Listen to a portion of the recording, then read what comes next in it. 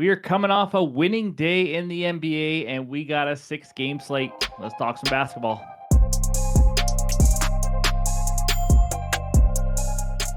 What is going on, everyone? Welcome back in to another episode for Just a Bet Outside. I am your host, Steven, and we are back to talk some more NBA action. Nice 3-2 day yesterday. Really upset at myself for adding Brandon Williams right at the end. But either way, winning day, we will take it. Like the Reeds, hit 2 unders. Love to see that. But we'll go over that recap in just a little bit. As you guys know, any graphics you see, they're from OUTLIER, the best betting research tool on the market today. I use this every single day in all 3 sports. Click that link below. You get a 7-day free trial. Also, nice winner in Monday Night Football. So it was a good day overall. But let's get right into it. And that means it is time for a little dad joke. So here we go. I've officially quit my job to become an archaeologist. Now my life is in ruins. I hope you dig that humor. In this video, we're going to recap yesterday, and then we're going to talk defenses versus the shooting guard position, and then we're going to talk rebound chances like we usually do on Tuesdays. I'm going to tell you all the teams that are on a back-to-back. It ain't many. And then, of course, I'll give you a few leans, my best bets, and the recap. So hit that like button if you haven't already. Leave a comment below to help this channel continue to grow. If you're new to the channel, hit that subscribe button. Come join this great community we have here. Let's get it rolling, and that means it's recap time. All right, there it is, our 3-2 day. The Heat on the money line. What a game. That was close all the way through. Then the Heat had like a 10-point lead with 4 minutes left, then a 4-point lead with under a minute left, and it still came down to the wire, but the Heat get the job done. Raptors minus 7.5. I wasn't able to watch a ton of this, but from what I've seen and read and all that, they committed a lot of turnovers. We talked about how they had one of the best assist to turnover ratios, but they struggled that game. The Hornets took a million free throws. They just couldn't pull it away. I was actually hoping for overtime to have a chance, but the Raptors win by 2. It was ugly. And then a pair of unders. I'm telling you guys, I'm really trying to dig deep for some unders because I actually really do. I've come to love unders, that's for sure. But Derek Queen under 13.5 points, never really doubted. He did get up to 9 late in the game, but that was it. Vucevic under 19.5 points plus assists. The only thing that was worrying me is if they hit a shot to tie it and they go into overtime. But Vooch did not do much offensively, so nice easy winner there. And then this one, I am done with Dallas Mavericks, the whole team right now. Brandon Williams over 4.5 assists, Lincoln with 2. I made a post on X where one of the best assist guys in the entire NBA history, Jason Kidd, the head coach, their team had a total of 4 assists at halftime. I don't know what they ended with. It is just ugly in Dallas. What that GM has done to that team, I thought they'd come out and play a little bit better, but they're lost right now. So anyways, nice 3-2 day. We're now up to 10-10 overall on the under player props. Season record, digging out of that hole. Like I say, we are going to add some more one units as we get going here. But that's what we got for the season record and the recap. Now let's talk some shooting guards. All right, we start out with the defenses giving up the most points to the shooting guard position. We do this every single day. If the team or player is in green, that just means they are playing today. We do point guards on Monday all the way to centers on Friday. But we got 2 matchups. Jazz facing Austin Reeves. Of course, his 28.3 points per game, little high, not really his average when everyone's healthy. He had some huge games with Luka off the court, and also LeBron may come back this game. But still, Jazz a great matchup. Grizzlies facing Stephon Castle. Castle, it looks like, is out. He's kind of more of a day-to-day. So, hopefully, again, this can still help you later in the week if he does come back and all that. But Grizzlies do struggle against the shooting guard position. And that's what we got. Pelicans giving up the most points. We also see the Pistons there. Shaedon Sharpe is playing. Grayson Allen, I believe, is also out for that game, but he's still up here. So that's what we got for the points. Now let's check out the rebounds, and we got just one matchup. Grizzlies against Castle again. Again, he's not exactly healthy right now, but not a ton of matchups, just a 6-game slate. But you can see the Celtics there giving up the most rebounds, or third most rebounds. Lakers, Warriors also up there. Dyson Daniels, Shaedon Sharpe, Austin Reeves all playing today as well. And then we go to the assists, and we got 3 matchups. Guess what? It's the 2 guys that are not really healthy right now. So, again, they may play in a couple days, so use this info. All this is not just for this day. It's to help you out throughout the week. But Blazers facing Grayson Allen and Grizzlies facing Stephon Castle. Austin Reeves leading the way up there at 8.2. Again, some of those were without Luka. But the Nets are playing today. They have given up the most assists to the shooting guard position. So that's what we got if you're into any overs. Now let's check out the toughest shooting guard matchups in the league. Raptors, Warriors, Bulls, Thunder, and Mavericks. Top 5 giving up the fewest points per game to shooting guards. Usually it means, you're kind of not allowing those catch and shoots and easy buckets like that. Fewest rebounds, 76ers, Suns, Hornets, Bulls, and Cavaliers. So you see the Bulls top 5 in points and rebounds allowed. And then you go to the assists. Suns giving up only 3.88. Again, not a huge difference from number 1 to number 10 here. Assists and shooting guards aren't exactly like a point guard position or anything like that. But again, hopefully these help you out. But that's what we got for these shooting guards. Now let's talk the back-to-backs. All right, take a breather. This one might take a while. We have one whole team on a back-to-back. That's right. Pistons, 0-2 against the spread on 0 days rest. Again, I'm going to try to give this out to you if I can remember every single day to help you guys out. Bigger slates, you'll see a lot more. But so far, Pistons have not covered the spread in both games when they are on 0 days rest. So that's what we got for the back-to-backs. Now let's talk some rebound chances. All right, here we go. Just like the potential assists that we talked about yesterday, we're going to talk about rebound chances. So these are numbers that we look at. Is the volume there when it comes to rebounds? You expect a guy to get around 50%. Good rebounders can get up closer to 60%.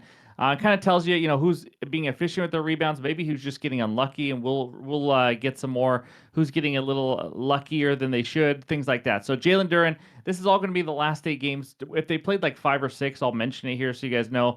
As you see, Jalen Duren, it's only been 5 games due to injury and stuff, but 27.2 rebound chances in 5 games. He's been an absolute beast on the glass. It's insane. But you see Cat there, getting it, like I said, a good rebounder is getting a little over 50%, which is a good number there. If you keep going down the list, you'll see Isaiah Hartenstein, decent ratio there, 11 rebounds on 18.6 rebound chances. The guy right below him getting over a rebound less on the same chances. And then Jalen Johnson getting, almost 11 rebounds out of his 17.9 rebound chances. And then so on and so on. Wet Bananas obviously is hurt for a couple of weeks, but he's still up here, 11.4 rebounds and 17.4. But Khalil Ware, been very efficient with his rebounds. He's a good rebounder, 11.3 rebounds on 17.7 rebound chances per game.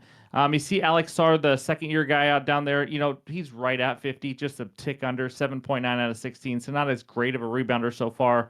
As you see, Mobley right there, same rebound chances, but averaging 9.2. So, and one other to mention, Donovan Clingan, 16.5. He's getting 9 rebounds, so obviously pretty efficient there as well. So that's what we got for all the rebound chances, the back-to-backs, the shooting guard position.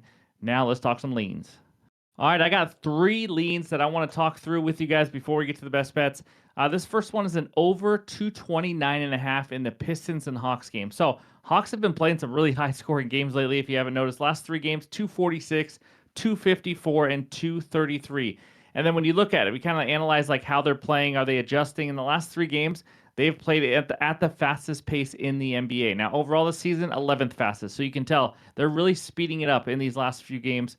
Without Trey, I don't know if that's slowing them down or if that's just how they're going to play. But Pistons, they're over this total in 3 of their last 4 as well. Scores 239, 219, 237, and 272. Over by quite a bit in some of those as well.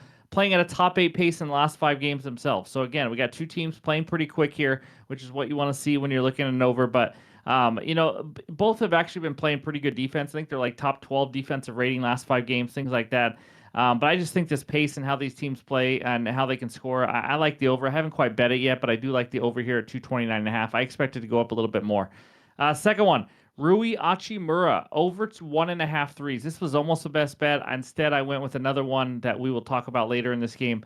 But this has a crazy hit rate. As you can see by this outlier screenshot, he is over this line in 11 of 13 games this year. And we're getting a very playable, like, minus 115 line here.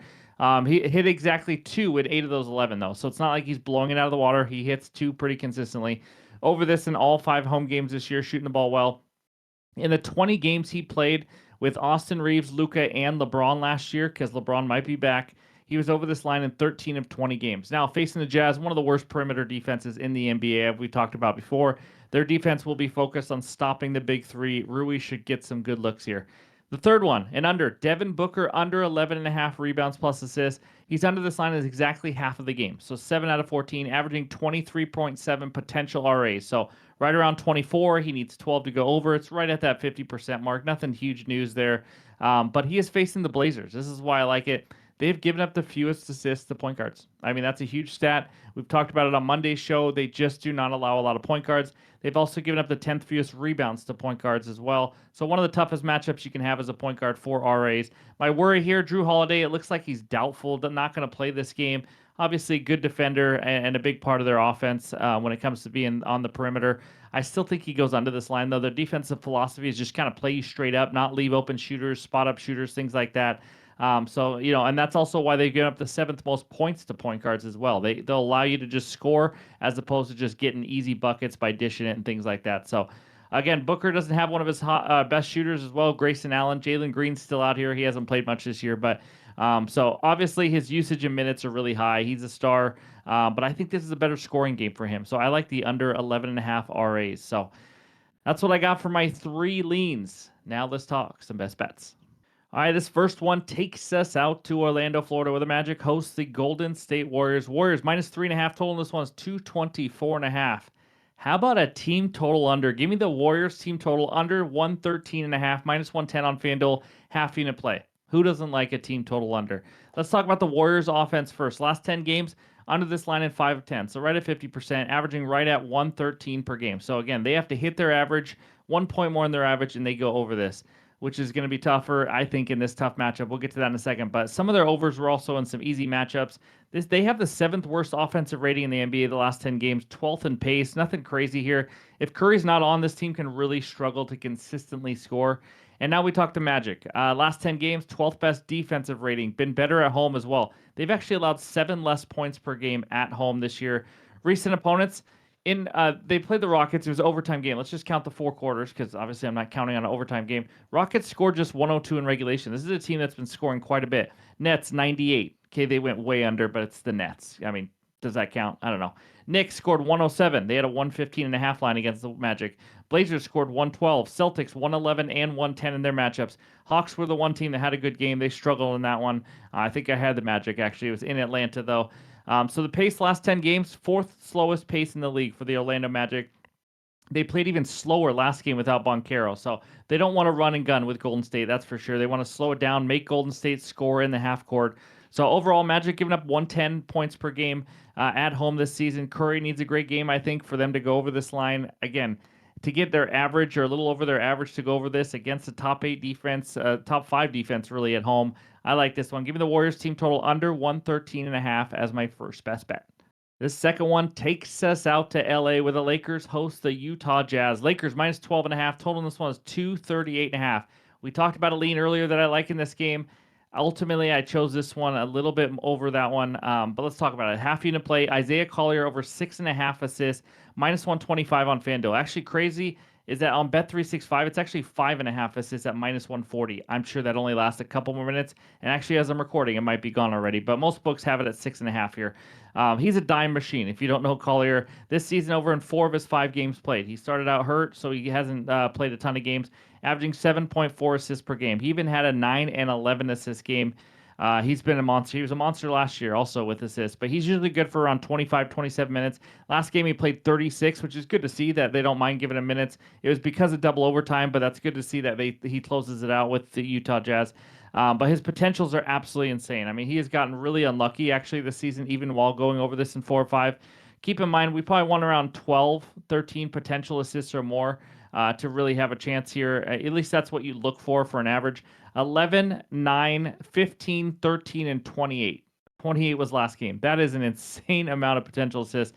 And the 9, by the way, was in only 16 minutes played. So the 9 actually impresses me. He's not going to play 16 minutes here.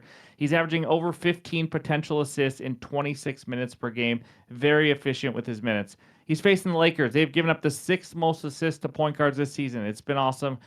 4 point guard assists. It's been a bit of a struggle for them. But recent point guards versus the Lakers, Cole Anthony had 7 assists. He had a 3.5 line. Rollins did go under with 3. That was a terrible game. They got lost by like 30 or 40, I believe.